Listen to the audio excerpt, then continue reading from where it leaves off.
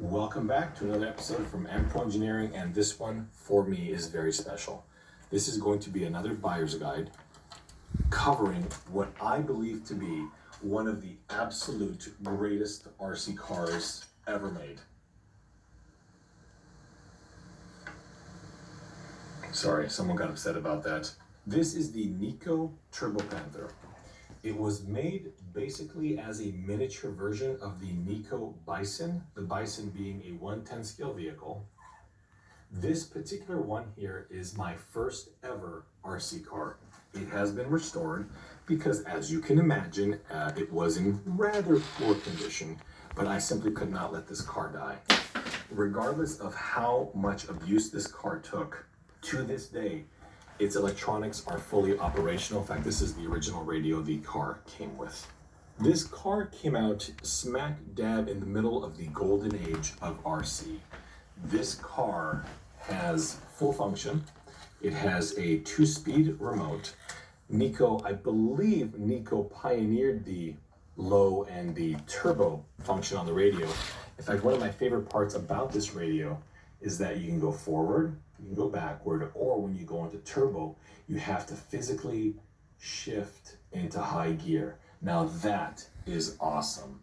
The NIKKO Turbo Hopper, the early version that had the 2-stick radio, didn't have that. You just pushed it a little bit farther and it went into high gear.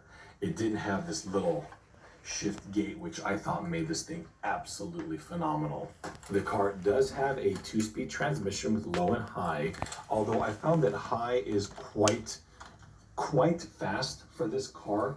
Slow and turbo in low gear are quite good and acceptable for this car with NIKKOs as well as alkalines. High gear, it's one of those gears where the car it almost becomes a little bit uncontrollable. It also has a particular feature where it will only steer under acceleration or reverse. So if you're wanting to go forward and then turn left, you must hold the throttle in the low, high, or reverse while turning left. Otherwise, if you just kind of coast and turn left or right, the front tires will not turn. Also important to note is if you are in high or turbo mode and turn, the car will remain in high. The Turbo Hopper by NIKKO will not do that. It will drop into low speed and turn. One of the reasons for that is the Turbo Panther has a differential. The NIKKO Turbo Hopper did not have a differential. Looking at the car, these are plastic injection molded bodies.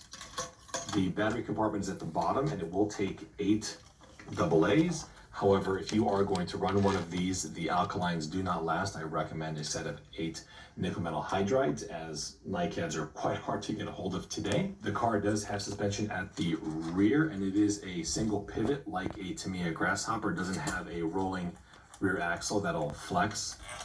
The front suspension is excellent. It has pogo spring shocks, however, they are hinged at the front and not the inside, which means as you compress the shock, the car's camber does not change. Kind of a neat little feature considering a lot of Tamiya cars did not have this operation. The front suspension I think is quite adequate. It's nice and soft. The rear I've always found to be a bit stiff. Well, awesome. However, in order to get the suspension really working, you're gonna have to jump this thing. Wow, my rarest find ever, guys. In this day and age. Milt a couple built out. areas to look for if you are wanting to buy one of these.